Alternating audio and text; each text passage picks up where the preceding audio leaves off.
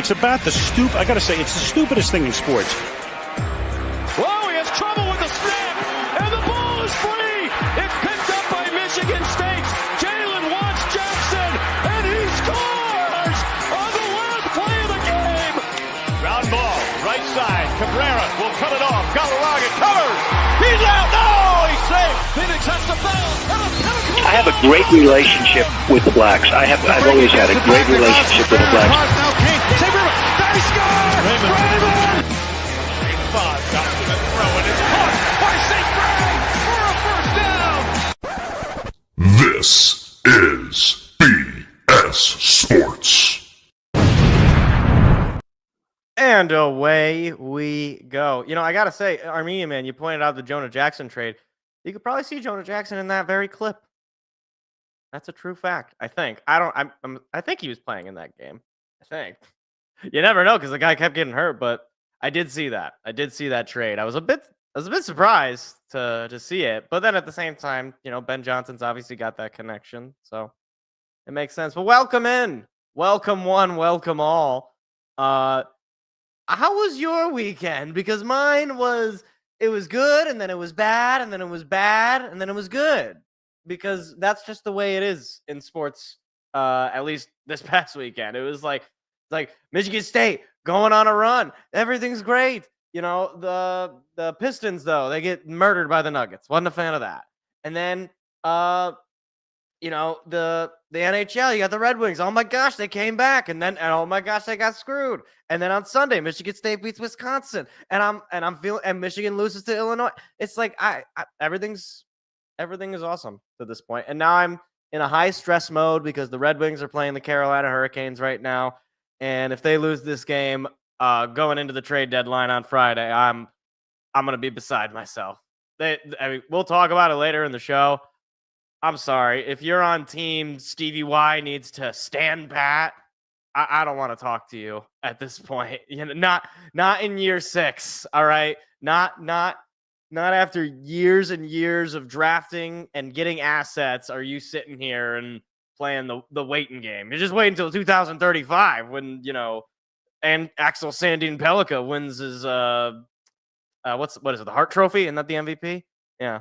I'll be waiting, you know. But yeah.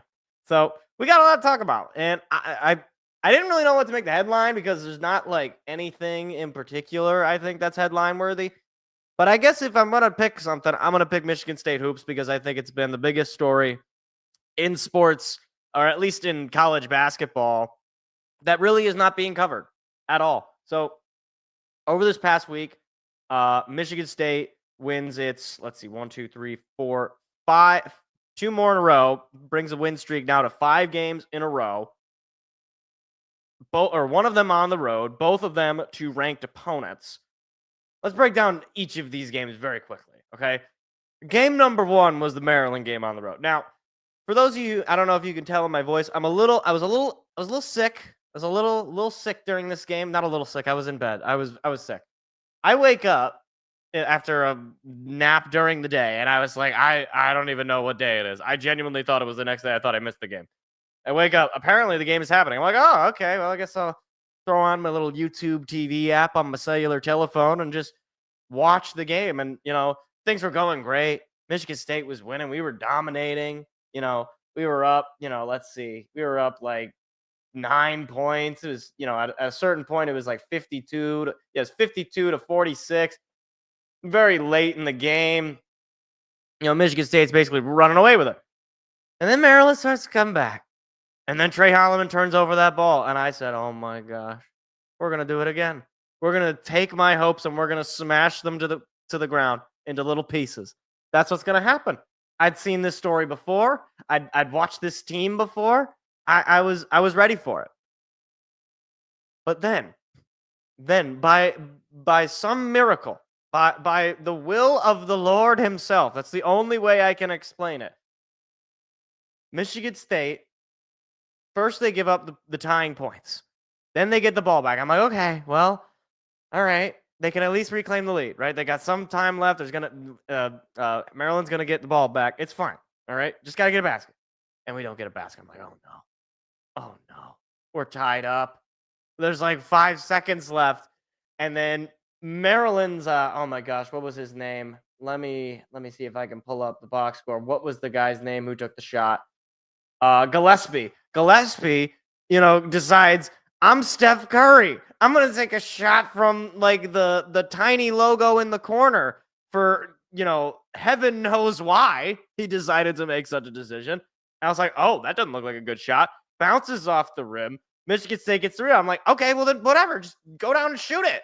And Holloman shoots it from 3 miles back, nails it. I've never yelled so loud in my life as a sick man. But when I tell you, I had like one meal all day. I had like no energy. Okay. I was watching this. My head was swelling. My nose was stuffy. My brain was not operating. When he made that shot, it was like for a moment, I was cured of all disease. It was a miracle. It was truly a miracle. And then, not as exciting, but Michigan State goes out and once again gets another comeback win in the second half to beat Wisconsin. Let me see. At the half, I want to say we were down. Yeah, at the half, Michigan State was down about 4 points, I think. Can I get the exact? Yeah, they were down 2 points. Excuse me. I think it was, or maybe they were down 4 because I'm seeing like on the game flow. Either way, they were down, and then they come back and win in the second half.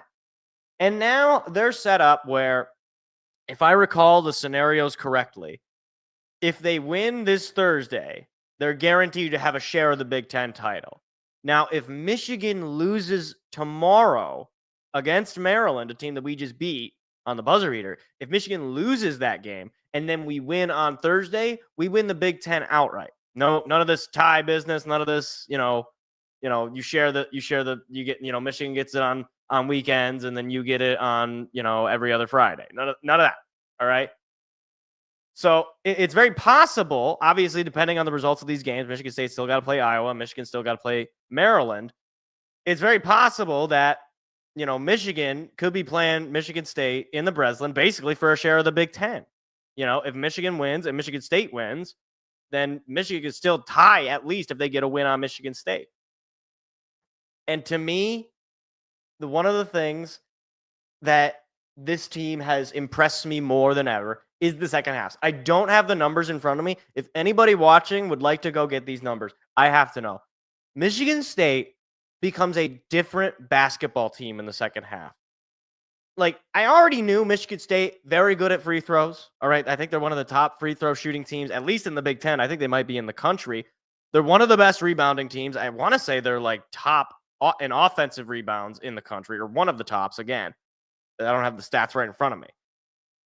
So teams like that, they actually surprise. It might not be exciting, right? You don't have a Cooper Flag running up and down the field, shooting threes, being crazy. You don't have, one guy really stealing the show, but you got all these just grinders. I mean, you got guys like Carson Cooper. Like, let me just pull up Carson Cooper's stats, because I can promise you they're not anything that, jump off a stat sheet.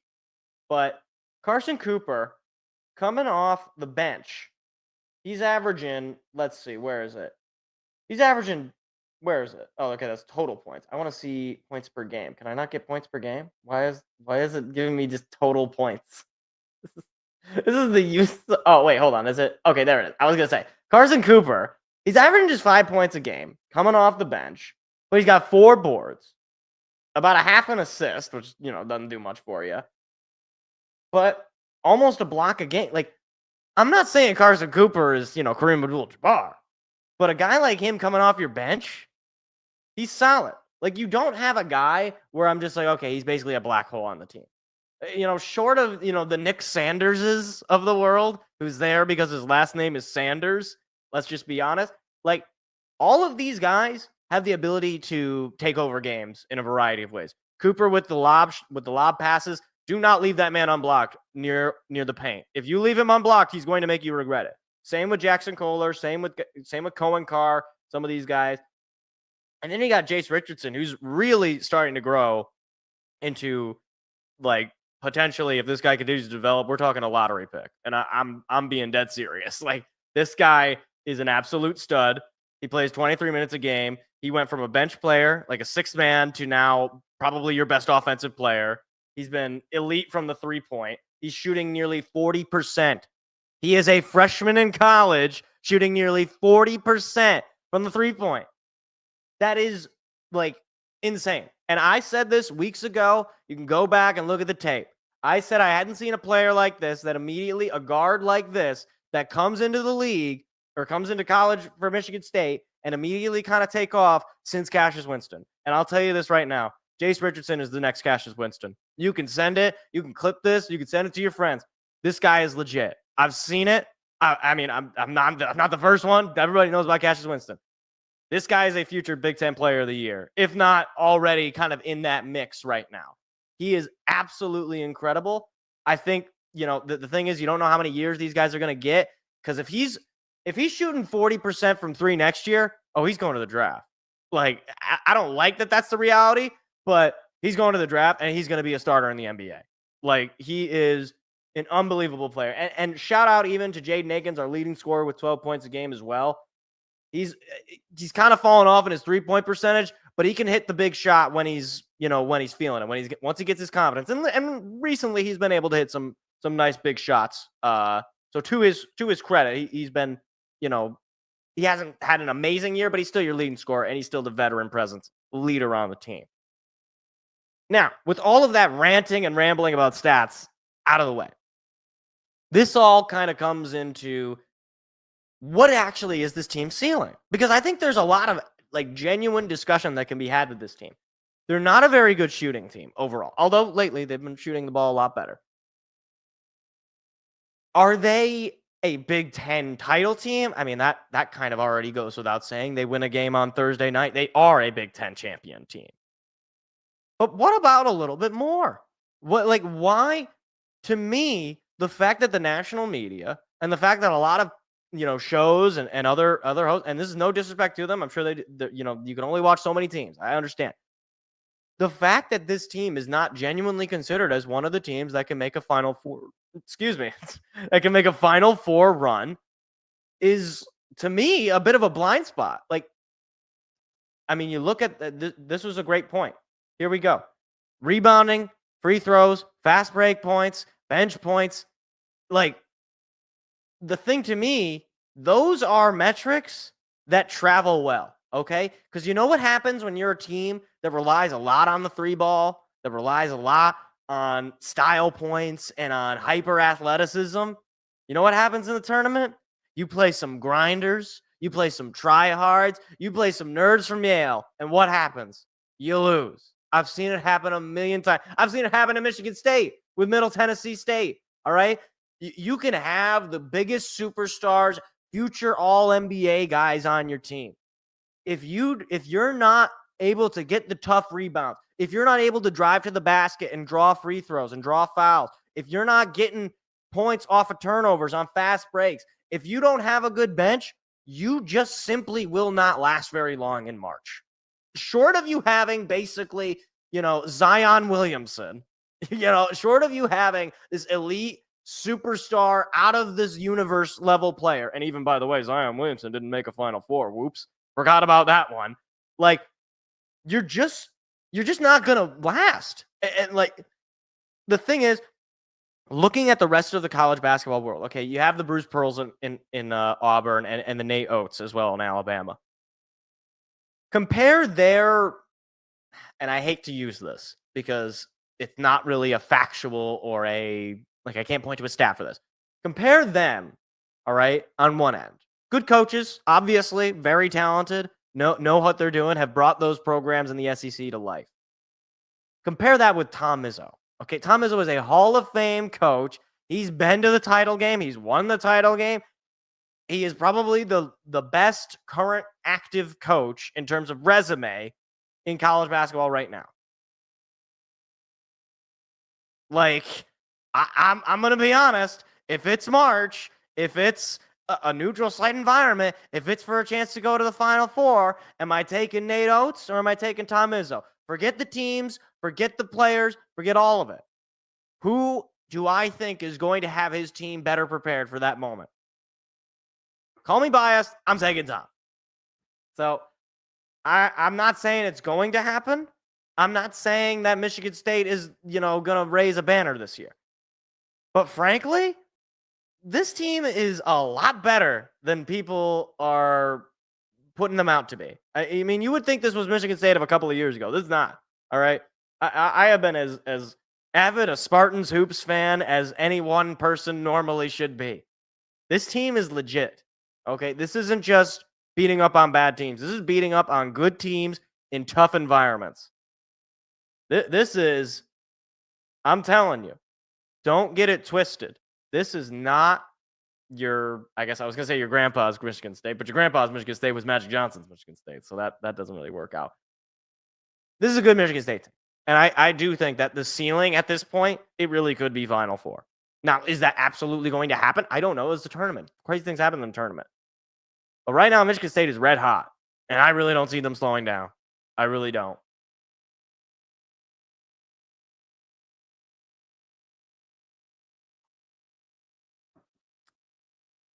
Yeah, Rick Pitino is not Tom Izzo. He's an icon. He's not Tom Izzo.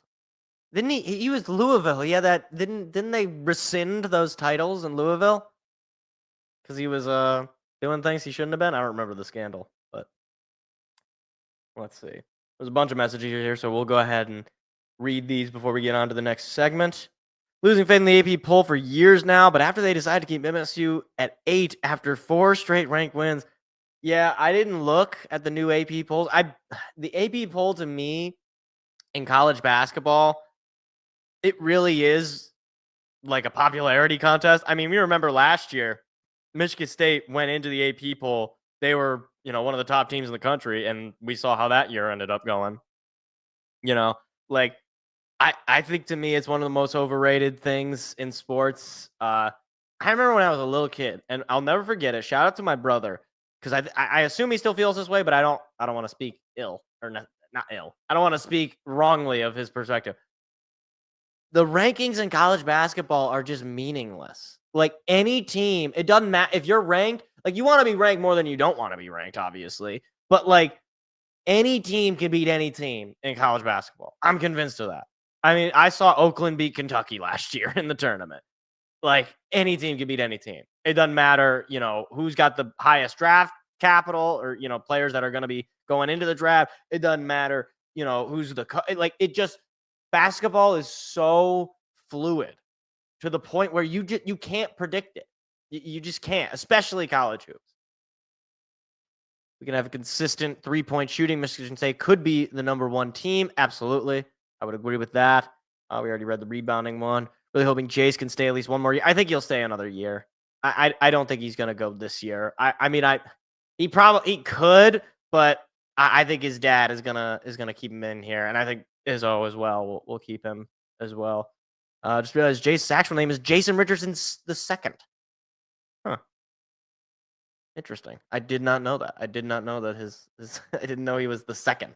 I mean, I knew he was Jace. I guess I just figured that was just his name. It's not my choice for the name I would want to name my son, but it's not. I'm not his dad, so excited for Monday. I'm assuming this is a free agency for the NFL. That's what you're referring to, Armenian man. Definitely should be interesting. We'll see what the Lions, or really any team, ends up doing, because we've already had some interesting moves that we'll talk about here in a second. I did see the Jonah Jackson trade. I did. I mentioned that earlier at the beginning of the show. I think he's a decent offensive lineman. I don't think his best days are in front of him. If you understand what I mean. He's a good player. He's a good culture guy. He got hurt last year. I don't know how much value he really is going to have. I'm not, I'm not, jumping up and down for the Bears, but they needed somebody in their offensive line, and he's at least a presence, right? He's a positive presence, I would think, when he's healthy. But when he's hurt, well, he tends to get hurt. Same with Calipari. Yeah, Calipari's the most overrated coach in all of sports right now. Short of coaches that actually are just kind of bad, someone like a Mike McCarthy. Well, I guess he's not a coach anymore. I'm trying to think, or like a Doc Rivers, someone like that. Like coaches that everyone just basically knows, okay, this coach is not really that good. Like this is a coach who's just like, He is living off of that Anthony Davis national championship. He is living. I'm telling you. Like this, you want to know who to go to in March to not pick any team that's coached by Coach Calipari, most overrated coach in all sports right now. That was a good team. That was a very good team. I will never forgive Izzo for what he did to poor Jaren Jackson. I'm sure he doesn't forgive himself. I love Tom. Tom Izzo's. I'm not trying to just dig on Tom, but that was one of the most inexplicable things. But personally, I like the Cassius Winston Xavier Tillman team in 18, 19, because that was the team that I really. And I was in college when that happened. I was a freshman in college. That was so much fun seeing them beat Zion Williamson. That Duke game, that's one of my favorite games to go back and rewatch the highlights of. I really did think that they were going to win a national championship with that group. I think they would have won it if the tournament didn't get canceled, but I'm not the only one to say that. I'm sure everybody who had a team that year that was getting hot, that everyone insists that was going to be the year but I truly, truly think they would have won a national championship that year. I truly, truly think they would. But why we never won a natty with Miles Bridges? I mean, I think it's just really hard to win a national championship. I mean, the thing is, think about it this way. You know the last team in the Big Ten to win a national championship? It was Michigan State. For those, it was Michigan State back in 2000. Okay, it's really hard to win a national championship. It's really hard. In college, it's probably one of the harder, I guess, leagues. I don't know what to call it. One of the hardest championships to win because it's one and done. It's madness. You're on a neutral site. There's no home court advantage, anything like that. You know, you're playing teams you largely have no experience playing against. It's crazy. It's crazy. Not Ohio State, not Purdue, not Michigan, not all these other Big Ten teams that have made it and just, fizzled out. I remember that Michigan one against Villanova. I was on vacation with a friend of mine, and we were watching it. Like it was his family, and I was with him, and we were all watching it, and I was just sitting in the back because I knew at that point I was going to Michigan State. I was just watching as at every point Michigan was all right. Here they go. They're gonna make and they didn't. Although I do like John Beeline. Boy, you guys are really taking me down memory lane. It's a great start. Great start to the show, I'd say. So what do you think, guys? Do you want to talk NHL? Do you want to talk NBA? Or we could talk NFL news. What are you thinking? Any first person to make a comment? It's the same thing with me, Armenian man. My mom went to Michigan. My dad went to State. So we're a divided household.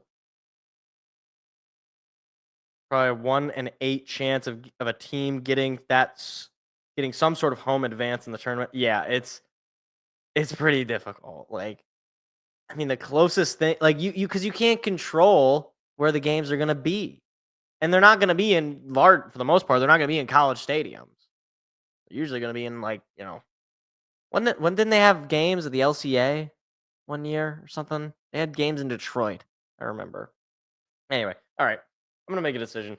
We're gonna do the NFL news. How about that? You guys, let's do it. Let's do NFL news. But that's right. It was Auburn Hills. Auburn Hills. That's right. I was gonna say the LCA did not exist at that point. Let's do the NFL news. So there's a few things just to briefly talk about. We're gonna kind of just blitz these, just one at a time. Just talk about them. Rams restructuring the Stafford deal. They're gonna keep him in LA. I don't know why there was ever really a sense that he was gonna leave. I mean, you just don't typically get rid of a quarterback who helped you win a Super Bowl, let alone one that has been pretty consistently an above-average quarterback, more than just an above-average quarterback, a winning quarterback. You made the playoffs every single year with Stafford except for once.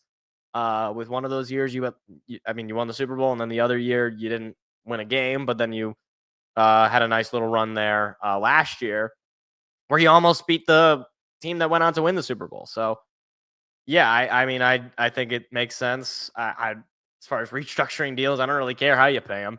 This goes for my team. I don't care how you pay him. He's a good player. Keep him here.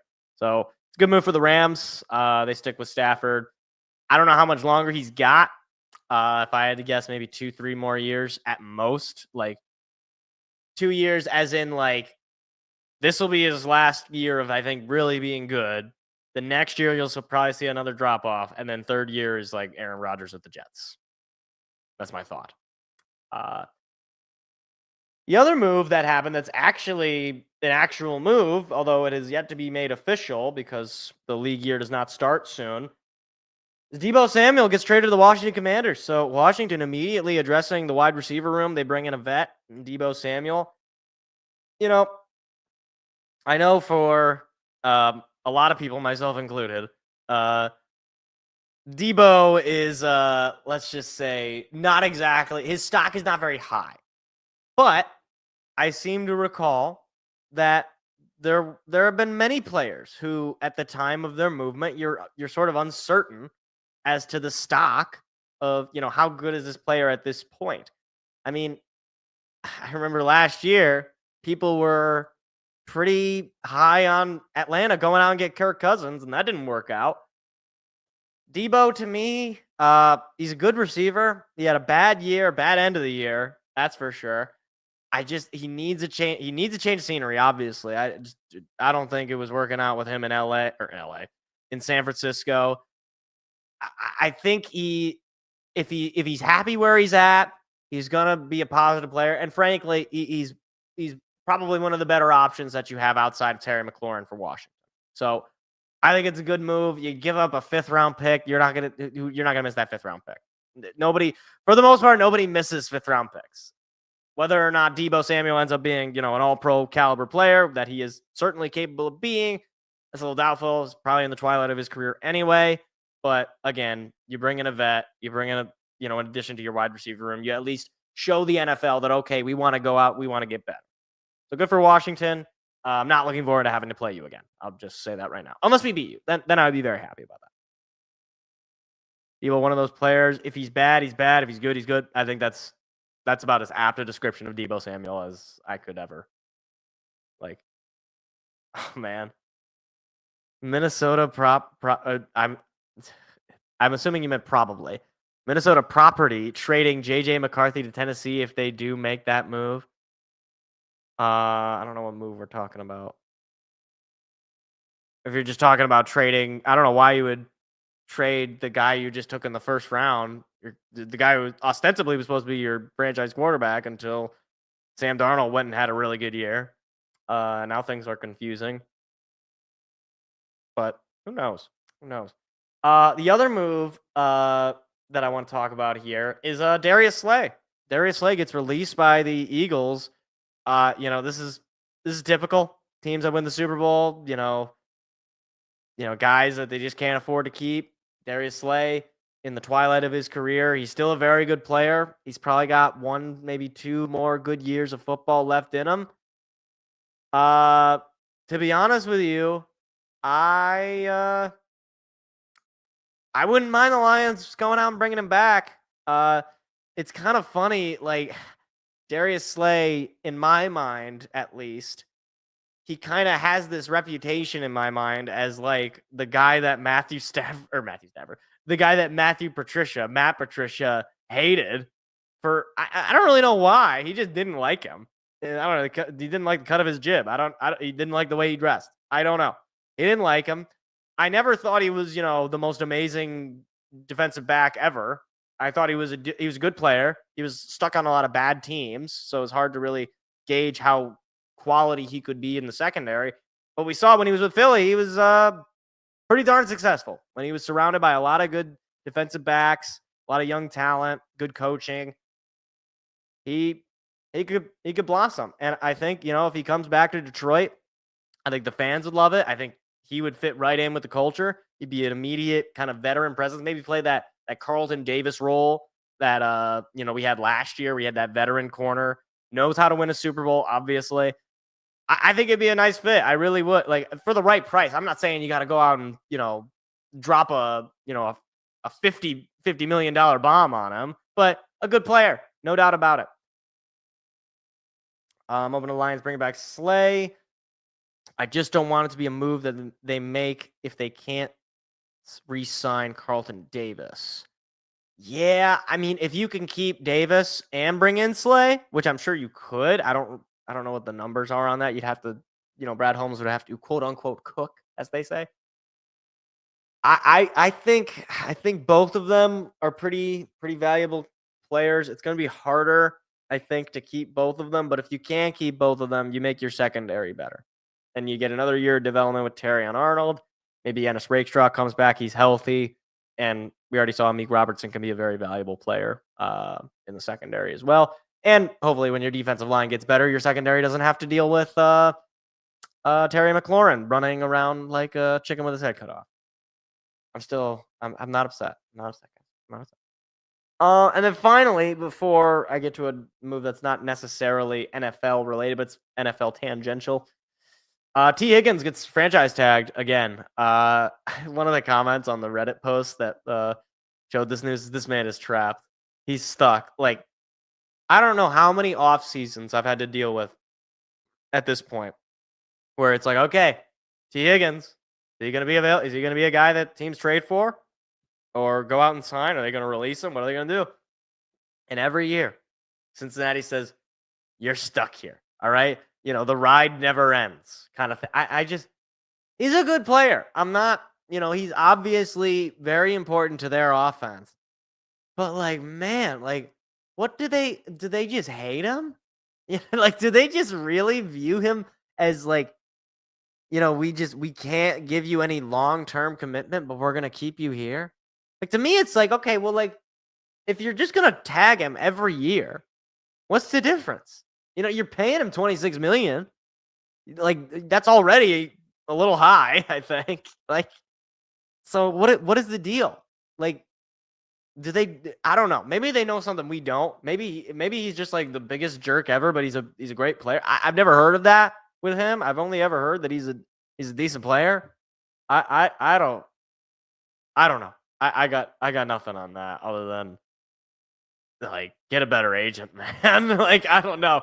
Like, contact the player association, see if maybe they can get you in contact with a better agent, because something ain't right. Something ain't right.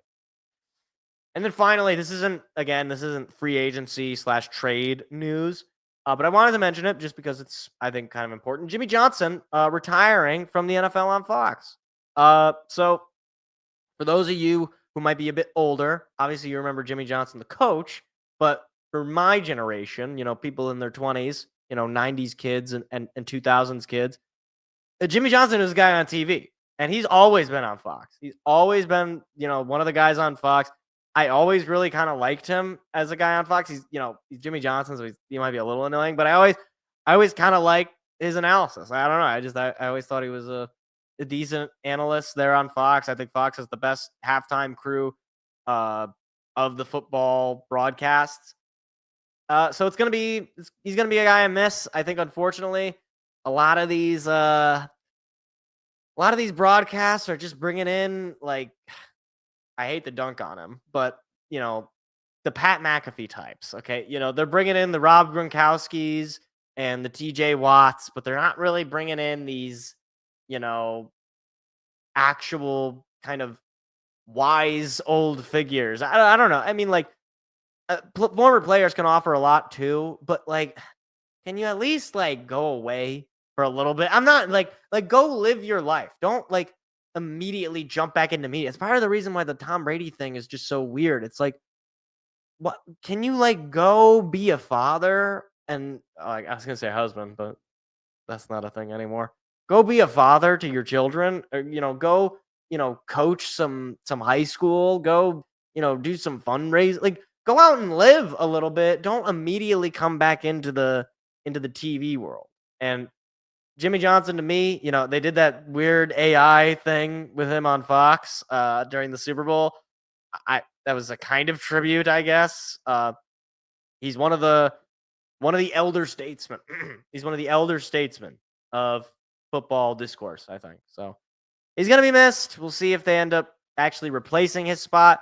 The thing that's crazy is how Terry Bradshaw is still on. Because Terry Bradshaw, man, you want to talk about a guy who is just, he's cooked. Okay, like that man does not and should not be in front of a microphone. He should not he should be at home. I don't know if he's married. I have no idea. Does he have grandchildren?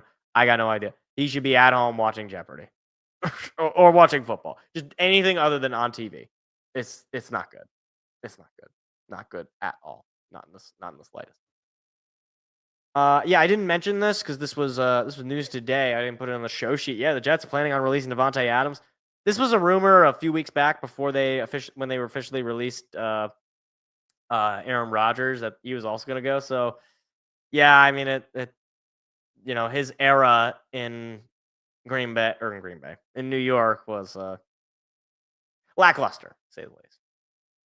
Lions should look into Adams, maybe not as a Tim Patrick replacement, more of a wide receiver 4 or 5 since Allen Robinson isn't coming back. I mean, if we pay him like Allen Robinson, I guess I'm fine with that because I just think Devontae Adams is just washed at this point. Vegas moved on from him. That's never a good sign. The Jets move on from him. Also not a good sign. Two organizations that, frankly, you can't really trust at this stage. If they're moving on from him, it's more than just his play has dropped. It's, it's not in him anymore. I'm sure if he came to a good culture like Detroit, he would be able to do decently well, but I don't see where he's going to be able to make an impact on the team. A guy like Tim Patrick has already kind of established himself. Amon-Ra St. Brown and Jameson Williams are a 1-2 punch wide receiver wise. Maybe you bring him in on a practice squad. Like that's the only thing I can think. There's a rumor the Vikings may trade up with the Titans because they talked to Cam Ward. I saw that there was talk about that with the Giants. I didn't see anything with the Vikings. How could they trade up all the way? I mean, they'd have to give a king's ransom to get all the way to number 1 to take Cam Ward. I like Cam Ward. I think he might be a little underrated in terms of, where he's at in the draft. But I don't know if he you already drafted JJ. Can you at least see what you got in him?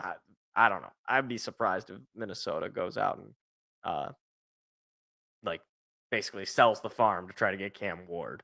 At that point, just go ahead and, try to re-sign Sam Darnold. Why take the risk on a guy like that?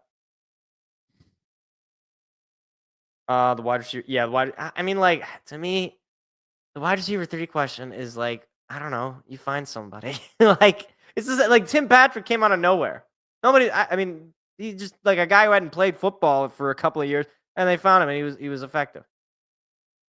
Wide receiver 3, you want to talk wide receiver 1, 2? Okay, sure. Well, we can have that conversation. Once you get to the 3rd, the 4th, I don't know. Grab a guy off special. Maybe Sione Vaki. He shows up in practice camp or on a practice squad, and he's very, he stands out. I don't know. Maybe you find a guy. I got no idea. Could be someone else, Adams or Kupp. That's right, Cooper Kupp could be available. We'll see. I mean, obviously, with Brad Holmes has that relationship with Cooper Kupp.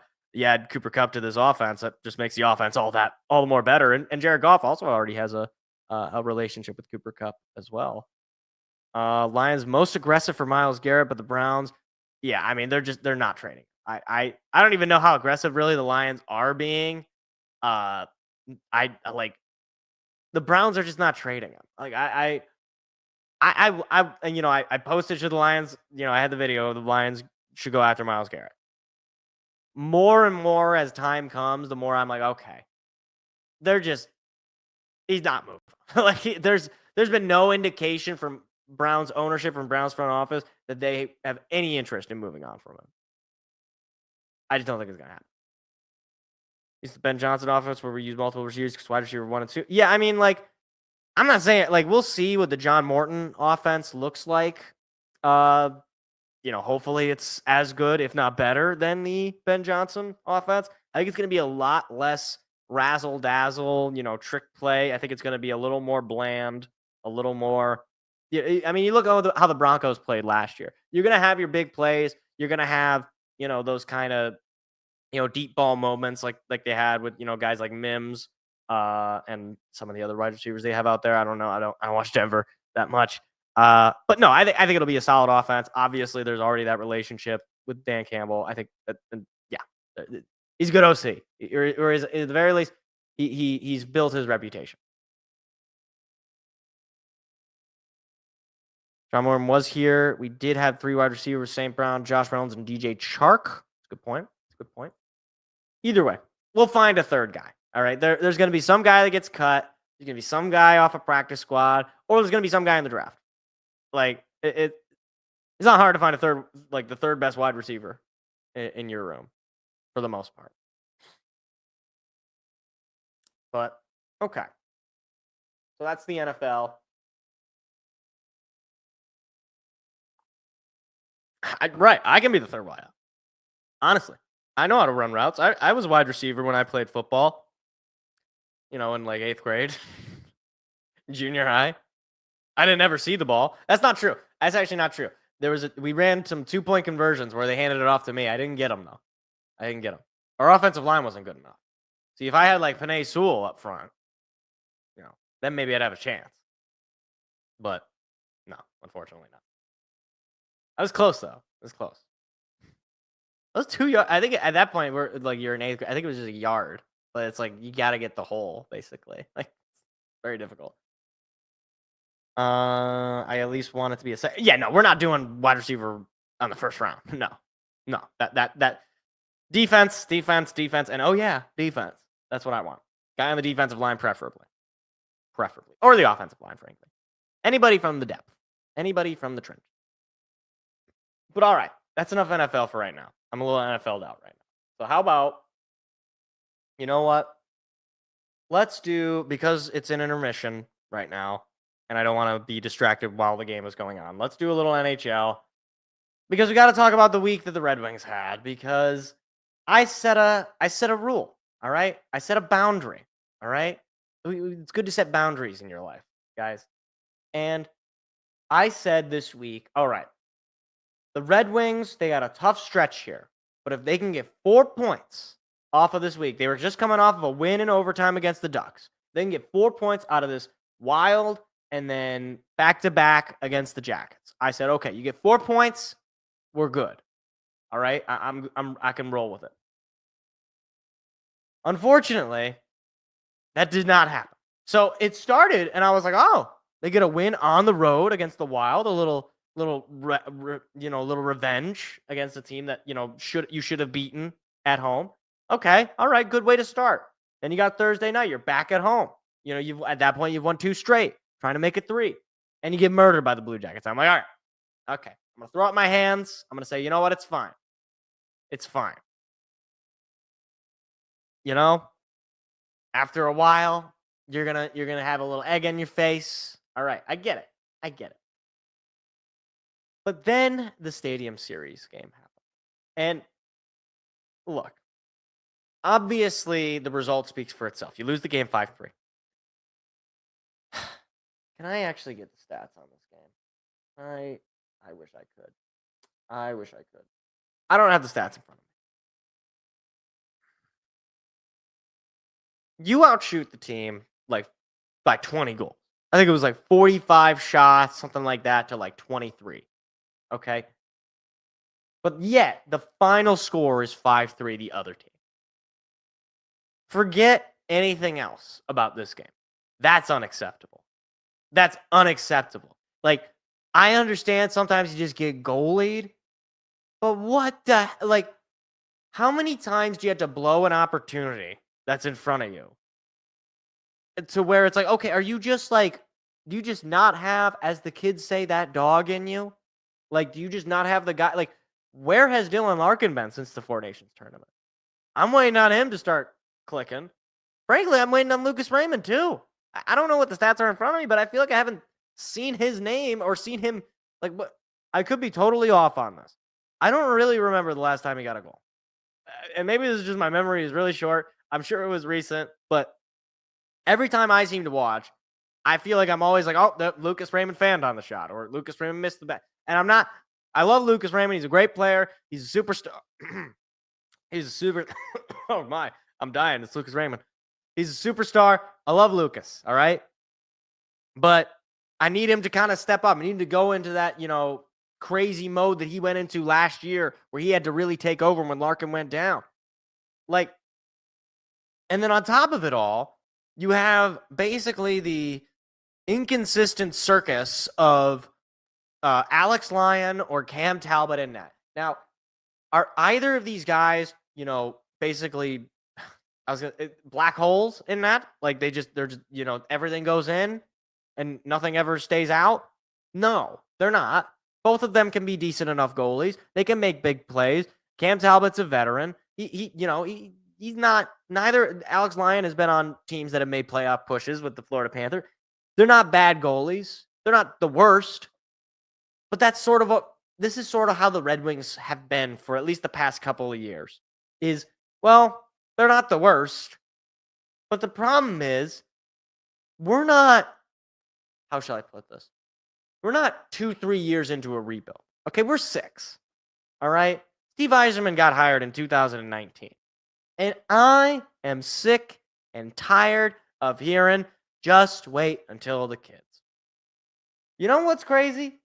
The kids, they're here, all right? And I've made this point earlier in the year. You have, obviously, Moritz Seider and Lucas Raymond. Lucas Raymond leading the team in points. You have Marco Kasper, Simon Edvinsson, Jonathan Berggren, not Eric Gustafsson, Albert Johansson, Elmer Soderblom. You have plenty of kids, plenty of young players make up this roster. One problem. Elmer Soderblom is not Gordie Howe. Who would have thunk it? Simon Edvinsson, love the guy, really good player. He's really starting to come on his own. He's a plus player, 24 points on the year. He ain't Nick Lindstrom, all right? He's not he's not blowing you away, all right? He's not taking over games, all right? He's a good player. I'm not saying he's a bad player, but this idea that these prospects, these kids, that Axel Sandin Pellikka, that Nate Danielson, that any of these, that they're going to just save us, that's not real life. That's not how any sport works, all right? Show me, even in the NFL, you don't just have, just wait until, obviously in the NFL, guys immediately come in. But let's leave it, throw the NFL away for a side. Talk about any sport in which prospects are a thing. The most comparable example would be baseball. Everybody knows that when you get high on your own supply, when you say, just wait until our prospects come up, we got an elite farm system, we got elite prospects, everybody knows that that's the team that you will never have to worry about. Ever. Okay? I had to deal with it. The Tigers with Al Avila, they had an elite farm system, right? They had 2 number 1 overall picks, Casey Mize and Spencer Torkelson. They had some of these elite of the elite. And what happened? Javi Baez. But among other things, the kids came up and they didn't immediately make the team amazing, because that's just not how real life works. All right? You draft some of these guys in the first round or in the second round or in the third round. You know what's going to happen when they get to the NHL? You're going to figure out who they were. That's what's going to happen. You're going, when did they draft that guy, that what's his name? I don't even know where he went, because nobody knows who they are. You know who they are. Okay, let me give you an example. All right. Take a guy like Amadeus Lombardi. Okay. I know who Amadeus Lombardi is. You might even know who Amadeus Lombardi is. You know who doesn't know who Amadeus Lombardi is?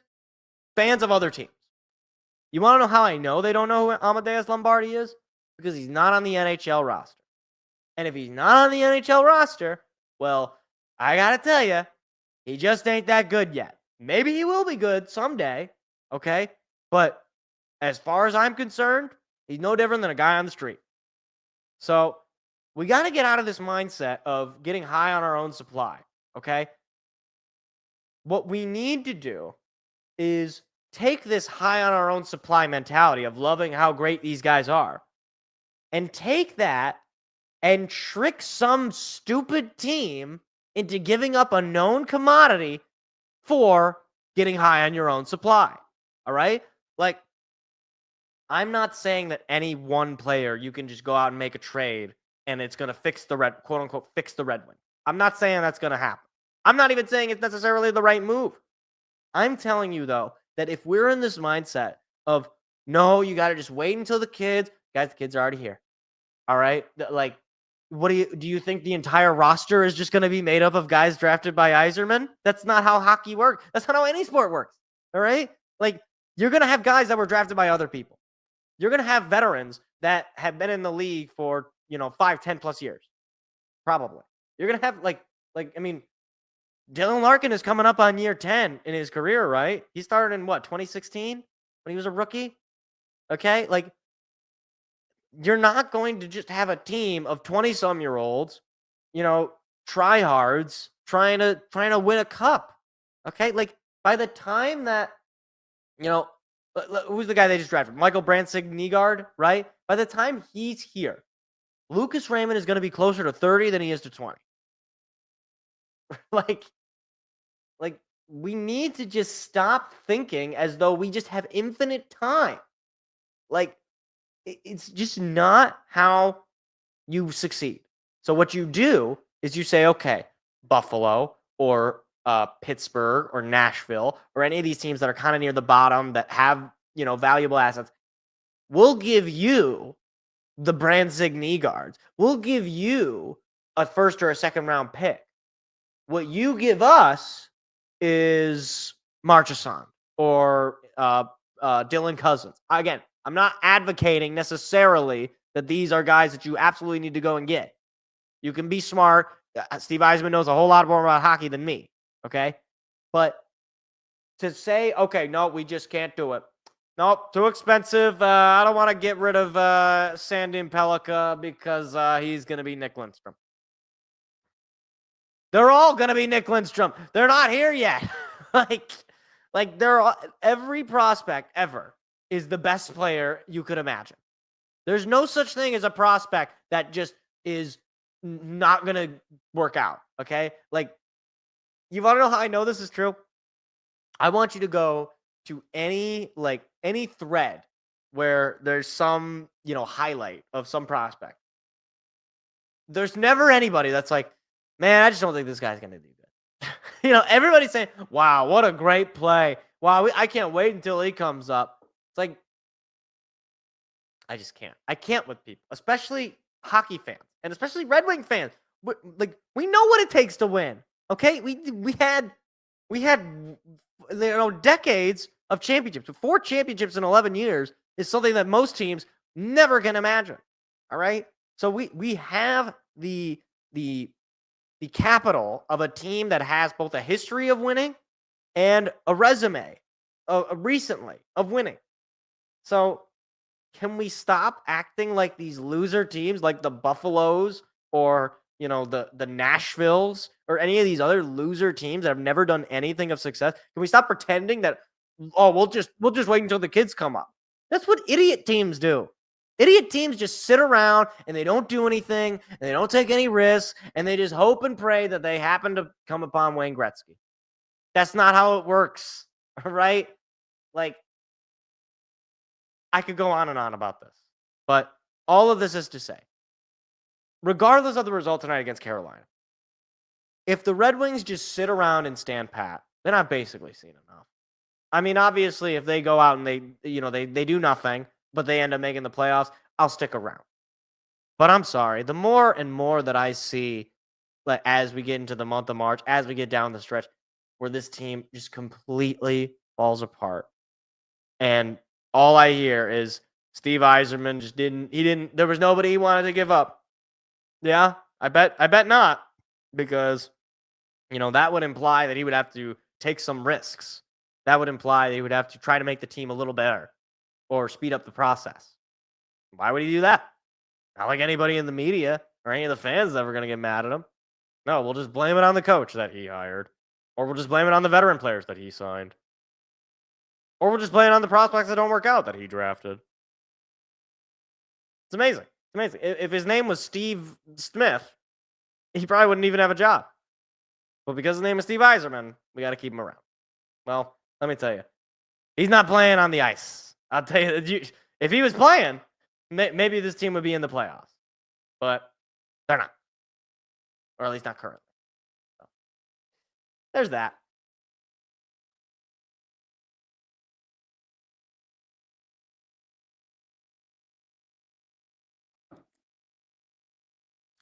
See, here's the thing. You don't get to hire a third coach. He inherited, what's his name?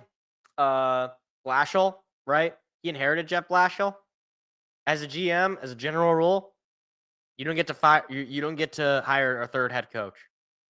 Short of, your first two coaches committing mass murder, you don't get to hire another one. Who is that?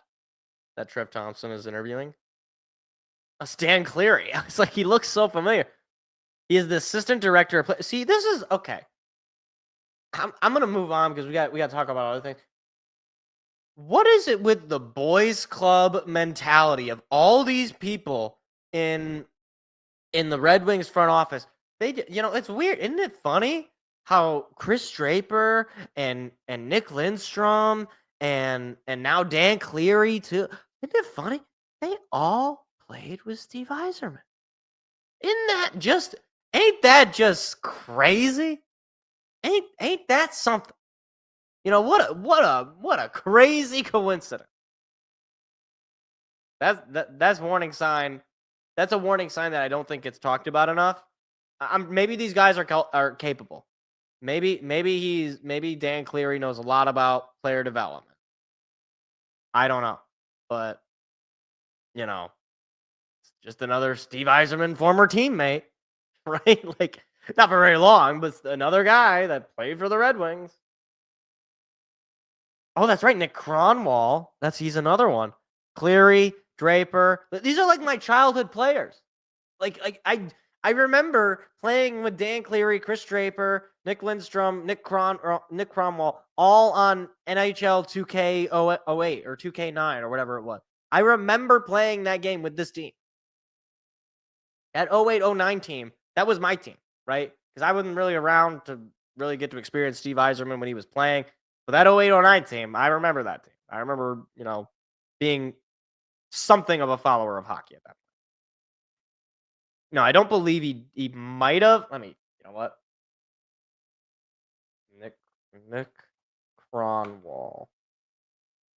Let's see. I wouldn't be surprised if he did. Steve Yzerman played all the way until 2006. Yeah, he did. He played with Yzerman for at least a couple of years. That's crazy. That's crazy. Is it that? Hold on. Can I look up Detroit Red Wings front office?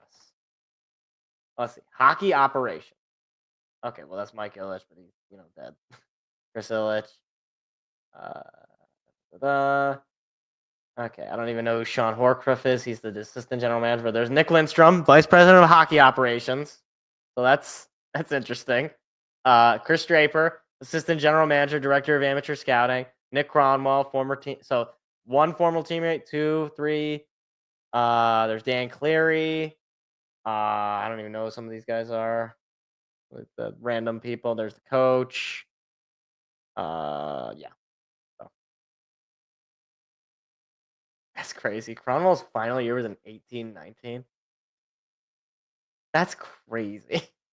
He was on the team. He was on the team that Steve Yzerman took over. The 2019 team. That's actually nuts. Oh, man. I used to love Nick Cronwall, man. Great player. I mean, he was all right. He wasn't amazing. He was a decent player.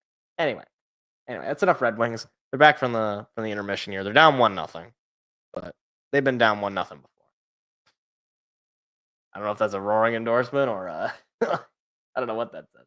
All right, but how about this? I realize I never even had my Discord on Do Not Disturb. Hopefully, you couldn't even hear that. All right. So let's talk a little bit of NBA. I'm going to briefly talk about this because it's really not too much for me to say. The Pistons are awesome. The Pistons are great. I got to tell you, If you would have told me going into this year that the Pistons could make the play-in, I would have said, yeah, they could. They made some nice moves, like their offseason. They could do it for sure. It takes some development from Ivy or Cade or what have you. But yeah, they could do it. If you were to tell me that come the month of March, the Pistons are within half a game of the 4 seed, I would have said you're crazy. I would have said everything would have had to work out. And to be honest with you, everything's kind of worked out.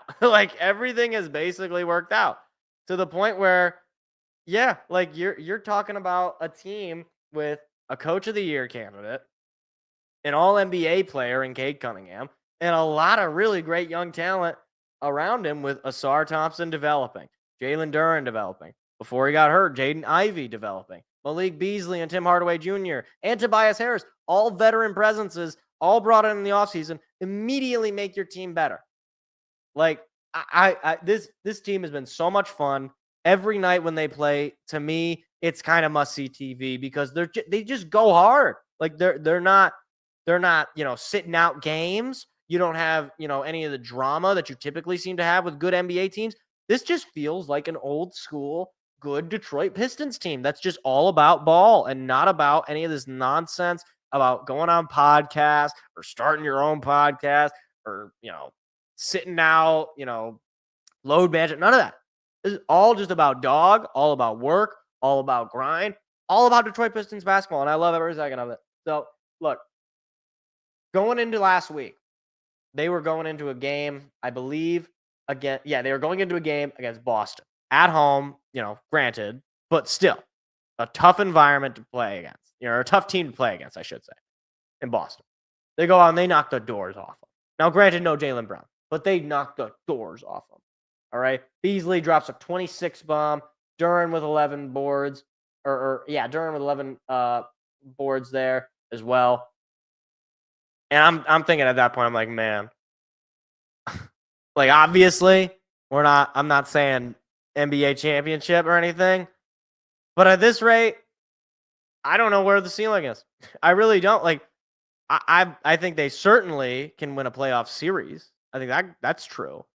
But where do you go from there? So then they play Denver. They finally lose a game. You figured they were going to lose a game at some point. Cade had a very not great game. He didn't even show up on the stat sheet as far as a stat leader. It wasn't great. Wasn't a great night. Brooklyn comes in, and we knock the doors off them. And then last night, on the road, up against Utah. Utah, not a very good team. And I think one of their stars, I think Markkanen was not playing. I was like, okay, we're basically just going to, run through them. And that's exactly what we did. We just murdered them. We just completely took them and threw them in the garbage immediately. Like exactly where the Utah Jazz belong. Now, the rest of this West Coast road trip, you have at LA tomorrow night at 10:30. Not going to be watching that game. You have at Golden State on Saturday night. And then Sunday night, jeez, I hate that. Sunday night at 9 p.m., you have Portland.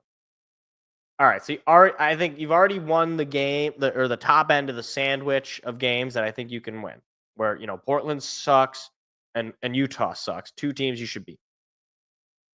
I'd like to see how they play against 2 playoff/play-in teams with LA and Golden State on the road. I think they could win, and that's the thing. I think all of the games, looking ahead, obviously a little bit, the next loss that I would be willing to just sort of write in is at home against Oklahoma City. And that's on the 15th of March. That's halfway through the month. After this West Coast road trip, you have back-to-back against the Washington Wizards at home. That's 2 wins. I'm sorry. There's just no way you're going to lose that game. Just mathematically speaking, they don't have enough players that are good enough to win that game for them. So you're winning that game. Then you got another road trip. You got New Orleans, who stinks. You got Miami, who stinks.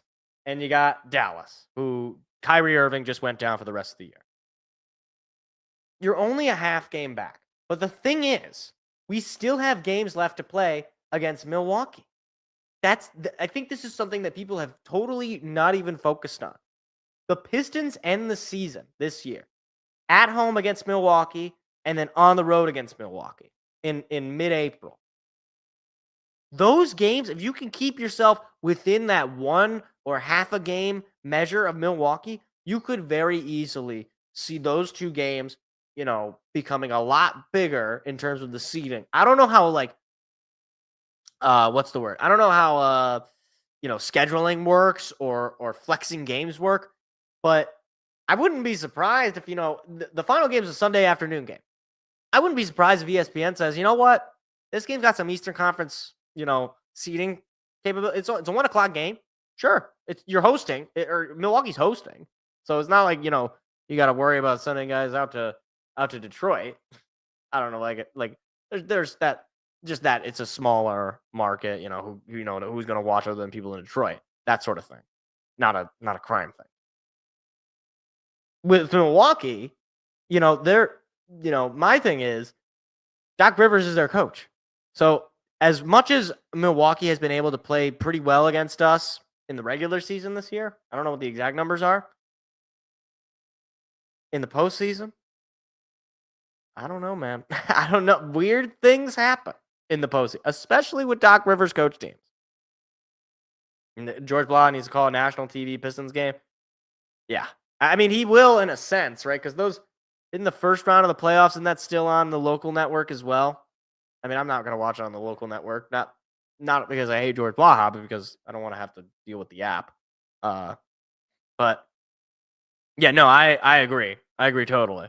I think he is one of the best announcers just in general. He does football well. He does basketball extremely well. I think he's one of the best basketball voices that one has. Although he's old, so he's not in his prime. In his prime, George Blaha was easily top line guy, but not as much anymore. But either way, the Pistons right now, just looking ahead, just at the schedule, they have the avenue to, yes, be that 4 seed. I mean, you're only a half game behind. Let me pull up. Can I see the standings really quick here? Let's pull up those standings. So you got Indiana. That's another team. Unfortunately, you don't play them again for the rest of the year. It's a team where, the rivalry is kind of, reignited itself a little bit. I don't know. Comparatively, okay, in the last 10, the Pistons are 9-1. All right? Indiana 6-4, Milwaukee 7-3. Both good. Milwaukee and Indiana, or Milwaukee on a 2-game win streak, Indiana on just won their last game. I'm telling you, all right? I've seen this sort of thing happen before, where a team, they get this idea in their head that they're just going to go in and they're going to beat anybody. I've seen this especially with the Pistons. Team that has no business being where they're at, playing at that level. If you get to that 4 seed, I believe you have home court advantage. I believe that's the case. I don't exactly know. Let me see is this versus division. Okay, that's not what I wanted. I wanted to see what the matchups would be as of right now, but it doesn't appear that you can see that just yet. Or I'm sure you can, but I don't know where to find that. This is a Pistons team that's got a lot of young players playing out of their mind. They don't understand that they're not supposed to be where they're at. And I think four would have advantage against 5.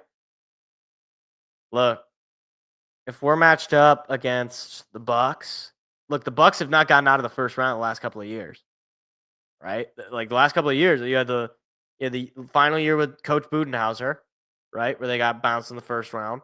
And then you had last year where Doc Rivers comes in and does the Doc Rivers thing and gets bounced in the first round. If you're playing the Bucks in the first round, I wouldn't be surprised if you go out and win. You get a little revenge for 2018. Expect who plays 1.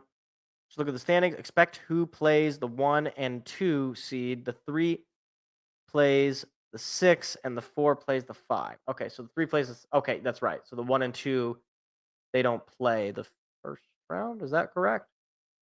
I think that's right. Okay, so that makes it easier. So the 3 plays the 6. So, I mean, like, right now, we'd be matched up with the Knicks. Give me the Pistons against the... Honestly, like, in the first round, give me the Pistons. Short of us having to play the Pacers. That's the only team that I think could beat us in a 7-game set right now in the first round. You know, Boston, Cleveland especially, they've definitely had our number this year.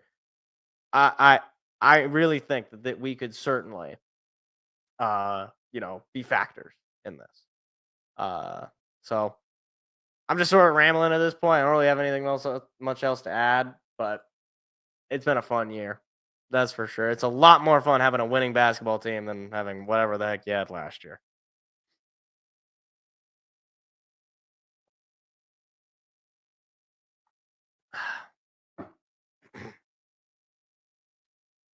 So we do still have one more segment here. I didn't realize I said I didn't want to spend too much time on the Pistons, but there I went. There I go again. But yeah, so we got one more segment here. The Red Wings are down 2-0, by the way, and they're getting outshot by not by that much, 14-13. But yeah, this just feels like a right-in loss. Red Wings have yet to win a game in the month of March, by the way.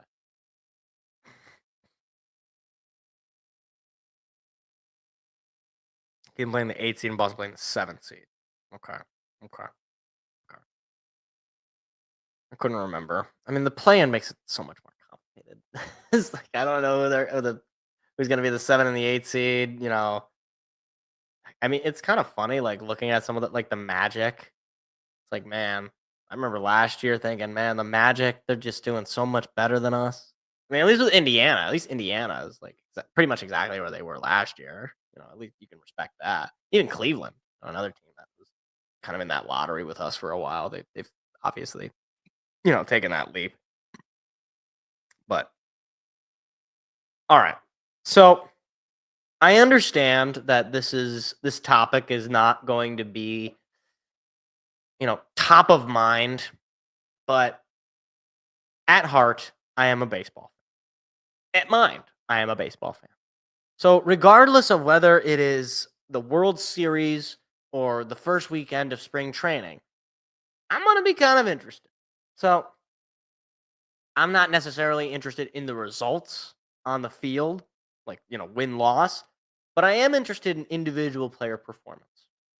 And one player in particular that I have had a laser focus on with the Tigers. Well, why don't I just go ahead and read you his stats instead of, telling you who I'm talking about? All right? This player has played in just 3 games in the spring. So not much, but, 3 games. He's had 6 at-bats. He's got no runs. He's got 1 hit. He's got 2 total bases. He's got a double. No triples. No home runs. No RBIs. He's got 1 walk. Got 1 strikeout. He's batting 167, 286 on base, 333 slugging to a 619 OPS.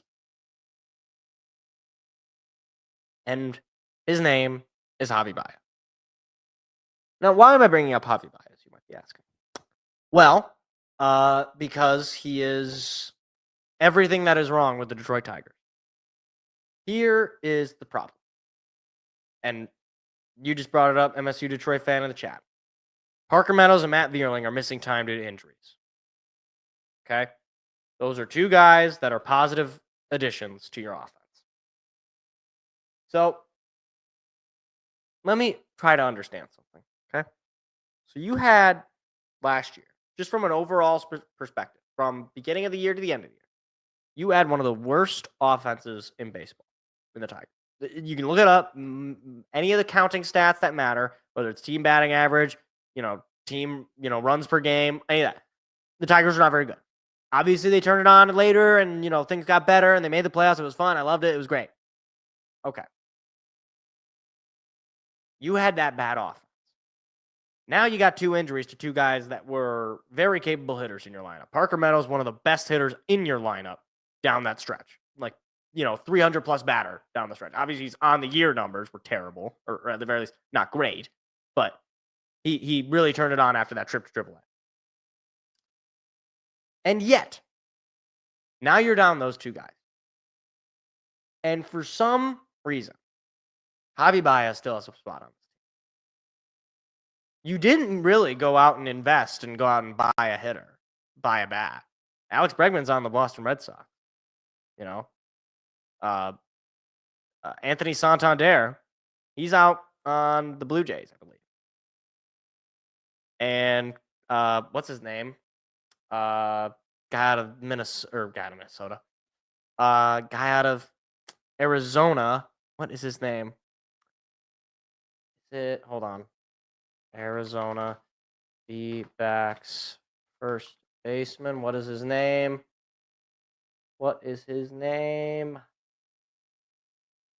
Oh my gosh, I can't find the guy's name. I can't find his name. Hold on. Let me go back a year. 2023. Here we go. Walker. Christian Walker. He's not on your team anymore. Or he's not on the team, I should say. Not anymore. He's never on. So you don't go out and don't get those guys. Josh Naylor. There's another one. Was he another one? I don't actually remember that. Was Josh Naylor ever available? Anyway. You go out and you get Gleyber Torres on a 1-year deal. He's a fine player. I'm not mad at it. That is your lone bat addition this offseason. It'd be one thing if you got rid of Javi Baez and you said, you know what? We're cutting all ties with him. He's one of the worst players in baseball. He adds nothing. Okay? He adds absolutely nothing. Okay? That would be one thing. It's another, though, to not only keep the guy around, but to waste spring training reps. I'm sorry. Everybody knows Javi Baez sucks. He's awful. He's been a terrible player ever since he put on the old English D. Every year since he's been with the Tigers, he's had awful springs. 2022, his first spring with Detroit, 206 average. 2023, 167 average. 2024, 143 average. And now, 167 average again. Every year he's been terrible. Every year. And we just had a guy that we traded for in Trey Sweeney come up and be productive. Not amazing. Not Derek Jeter. Not the greatest shortstop ever. Just decent. Just slightly above average to average. And he immediately made the team more fun and better offensively. That's what's crazy. So why in the world are we keeping Javi Baez? How many, and this is the question, how many at-bats is it going to take? Because right now, we're at 6 ABs. Is it going to be 12? That's the magical number where Javi, he sucks. I get. Is it going to be 20 or 40 or 100 or 200? How many is it going to take? I don't understand. The only reason he's on this team, you know what? Hold on. I'll tell you the only reason he's on the team. Because I know exactly what it is. The reason he's on the team, well, there's about 25 million of them. He's currently paid $25 million. And next year, he's going to be getting paid $24 million. And the year after that, he's going to get paid another $24 million. And so instead of, say, buying his ass out and saying, F it to, $100 million, roughly, we're just going to let it ride. We're just going to say, will eat the black hole in our offense. Javier Baez has been nothing but an abject disaster for this team. Okay? Like, from just a WAR perspective, all right? Last year, he was a negative 1.1 WAR player. In his 3 seasons with the team, he has boasted a 2.4, a 0.6, and a 1.1, or a negative 1.1 WAR. He has practically lost you games. Literally. He had, like, last year, you would have been better off having nobody. You would, like, literally put nobody on the field. He's been a 1.8 WAR player since he came to Detroit, and it's not going to get better. Okay? I mean, he's been a 71 OPS player. He's oh my gosh, this is an incredible stat. He's got 341 strikeouts to just 62 walks. That's like 4 or 5 times as many strikeouts as he has walks. Okay? Like, I don't know what it is going to take to get this guy out of here. Other than the only reason that he's here is because he's owed $25 million this year. That's the only reason. Okay? Like, Chris Ilitch, you know, I'm glad that you went out and you showed that you were willing to spend on Alex Bregman. Okay? But if you're willing to spend that money on Alex Bregman, a player, why aren't you willing to, say, cut ties with this player? How many zeros do you have to write on this check to get Javi Baez to throw away his Tiger uniform and never come back? Go back to Puerto Rico, or I think he's Puerto Rican. He's Puerto Rican. Go back to Puerto Rico. Don't ever tell anybody you ever play for the Tigers. Nobody wants to hear about it. Nobody wants to watch it. Like, I'm not even saying that Trey Sweeney is the truth. But he's a heck of a lot better than Javi Baez. Like, there's just no benefit to having this guy on your team. None. And yet, I have to see him during spring, when you could be giving reps to guys that might have something of a future. I understand you don't want to be disrespectful. You don't want to, treat these players like terrible human beings. I'm sure Javi Baez is a very nice man. I'm sure. No, never met the guy. But there comes a point when your job is to play baseball, okay? And you're not good at that. You've made millions of dollars at the Tigers' expense. To this point, you've made, last year you made $25 million. The year before that, 22. The year before that, 20. Okay, you've made millions of dollars just with the Tigers. Forget all the money you made with the Mets and with the Cubs. Forget all that. You made more than enough money. Just stop. Just stop.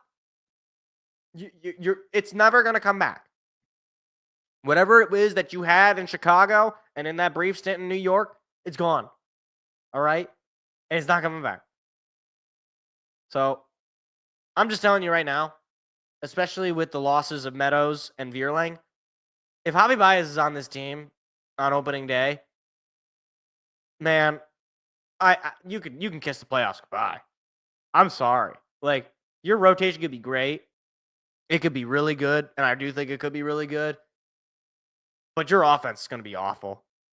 You're going to have to try to compete again with the Royals or with the Guardians, who have both teams who have much better offensive weapons than you. And then you're just going to have to, every other day, just have 8 guys in your lineup. It doesn't help the guys who are trying to develop to get better. Doesn't help Riley Green get better. Doesn't help Trey Sweeney get better to have a guy like Javi Baez on the team. It just doesn't. So they haven't even put him out at shortstop. They're just putting him out as DH. So it's not like you can't even say you can get some value out of his defense. You get nothing. You get nothing but embarrassing baseball. So I really hope that by the end of spring, Javi Baez isn't on the team. They just cut him. They say, you know what, we're done. You're not good enough. But the longer it goes on, the more at bats he gets. Or I think it's They're telling you what they want to do without telling you what they want to do.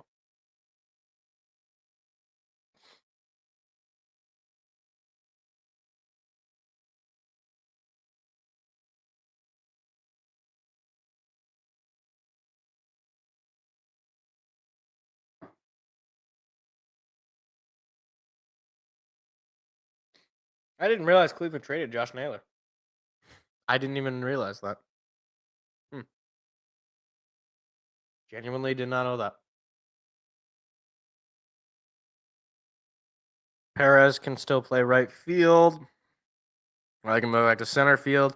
Left field, that was revealing. Played in the outfield. Yeah. I mean, maybe put Andy Ibanez, right? Did he play a little bit of outfield? I want to say he did. Perez go to left field. Carey and right. Yeah, Carey should be a DH. I don't. Justin Emery Malloy, does he play a field? I didn't even know that. Trey Sweeney is the shortstop. Yep, I agree, or at least he should be. Sweeney might not have the mind-blowing numbers in the last 2 months. Mind-blowing in the 2 months he was on the Tigers. Team was different and played a little bit better than Baez and felt. Yes. Oh gosh, at worst, Zach McKinstry plays shorts. I can't get rid of this guy. All right, I've been on like an anti-Zach McKinstry binge for like since he's gotten here, and that's not because I hate Zach McKinstry. I don't. He's not. He's not. He's not Derek Jeter. All right, like he's a fine enough player, but no, he's just like. If he's out there as your shortstop, man, I'm just like I'm done. All right, that means you're probably not winning that game, at least. Maybe you'll win the series. Not winning that game. It's funny because he had that home run in the playoffs. I'm not saying he's like the worst player ever. He's just there's a reason you make it onto your third team. Yeah, he's the closest to a home. He's not even from Michigan. He just went to Central, right? I don't think he's from Michigan. I don't think so. He's from Indiana. Went to he's from Indiana. Or no, he's born in Ohio. Born in Toledo. Well, I mean, kind of. It's like basically Michigan. Whatever. He's not like you know what he is? He's like Brandon Inge. All right? Like just this guy who just fans fall in love with for whatever reason when like he just never been that good. Like maybe you have like 1 or 2 years where the player is like a decent enough player, but like most of the time he's just kind of mid. Like, oh my gosh. Brandon, like you want please. I wasn't really like I remember him as a player. I remember him on the team. Like, you want to get my dad angry? Get him to talk about Brandon Inge. He hated Brandon Inge. He hated him. Like with a passion. He hated this guy. His all-star year, he batted .230. How did that even happen? How did he get into the all-star game? What the heck? He like even his best years in the early 2000s, the team sucked.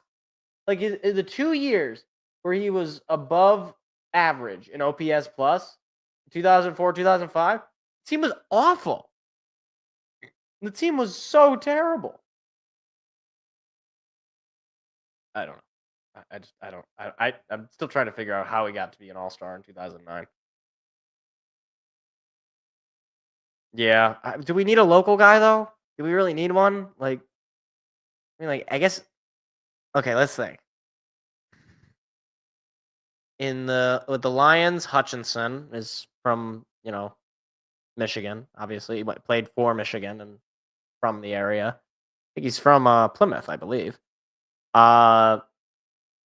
With the Red Wings, you got plenty of them. Dylan Larkin, namely, but then you also have guys like Kopp or Jeff Petrie, also from the state of Michigan. Pistons. I guess you could say Ivy. I guess like hold on. Like his parents are from like his mom is from Detroit, I believe. But where was he born? He's born in Indiana. His mom played for Detroit. His dad also played for his grandfather played for the Lions. Like, does that really count? Like, not really. Like, I wouldn't call him a Detroit guy. I guess. Like, he's got heritage. I believe Beasley's mom is from Detroit too. Yeah, I mean, okay. I don't know. Like, I guess in my mind, it's like you gotta like Dylan Larkin. I guess he's not from Detroit, but he's lived his whole life in Michigan. He went to Michigan. He played. He grew up in Michigan. Played hockey travel hockey in Michigan. Like he's just always been in Michigan. Like that's like hometown hero. Not like a guy who's sort of tangentially related to the state. Like it's the difference between a Max Crosby and an Aiden Hutchinson. Max Crosby spent like 4 years in Michigan, roughly. The rest of his life he spent in the South. Like the rest of his life he spent in Texas. So, and now Vegas. I don't know. But meanwhile, we're about to end the second period here, and the Red Wings are down 2-0 still. And the Carolina Hurricanes are doing basically whatever they want against us.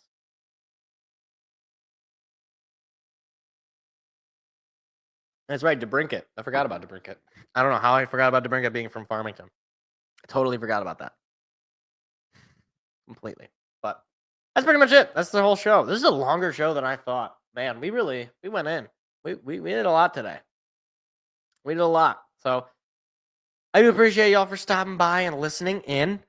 We will be back next week. And so actually, I should point this out. So I don't know. But obviously it's dependent on some of the results.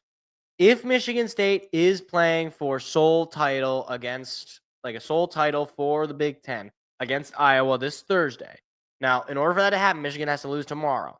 If that is the case, then I do plan on trying to be live for that game on Thursday night to see if Michigan State can finish the job and win the Big Ten. I will not be able to be live that Sunday. It's a noon game. I just won't be able to make it. Won't be able to do it on Sunday. Can't do it. So I won't be live for that game. I'll be watching it, obviously, but I won't be able to be live. So either way, that's what I got. That's what I just wanted to point that out. So be on the lookout potentially this Thursday. If Michigan or if Maryland can beat Michigan on Wednesday, then we'll be here. We'll be here Thursday night to see if Michigan State can lock in that Big Ten title on the road, but lock it in either way. So with that, I do appreciate anybody for stopping by, listening in. Either way, whether we're back on Thursday night for that Michigan State game or next Tuesday, we'll be back. It'll be the first day after NFL free agency, so we'll probably have a lot to talk about. Definitely have a lot to talk about. So, and it'll be post-trade deadline for the NHL, so we'll see if the Red Wings end up proving me wrong. Have a good night, everybody, and hopefully the Red Wings come out to come back here. I doubt it, though. I'm sad. See you later, and I'll talk to you guys at the latest on Tuesday. Have a good night. See ya. Goodbye.